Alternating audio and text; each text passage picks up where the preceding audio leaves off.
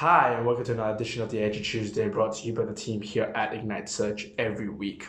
Okay, so a couple of news points to share. The first one being a major core algorithm update by Google, which is now coined the March 2019 core update, right?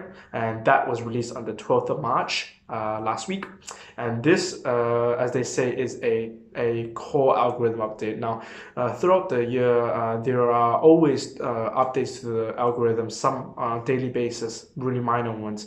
But throughout a year, there will be several that Google will warrant, I guess, naming it a core update, and this is actually one of them.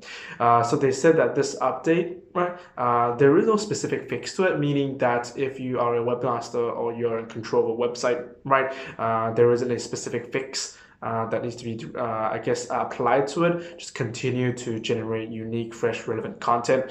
They also said that it has no relevance to any other previous updates. For example, nothing to do with the Panda update at all, and the Penguin update. So all good.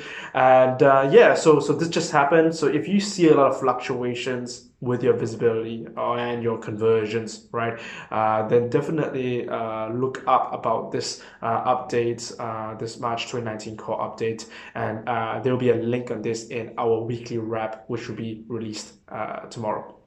Okay, so that's the first one. Second one is that Google is revamping the way that they are, I guess, displaying or providing their services around property sets, right? So they're going to move property sets to domain properties within Google Search Console to allow webmasters to more effectively monitor and receive reports and insights, right, across a range of domains rather than just a singular domains that you normally see in Google Search Console. So that's also happening as well.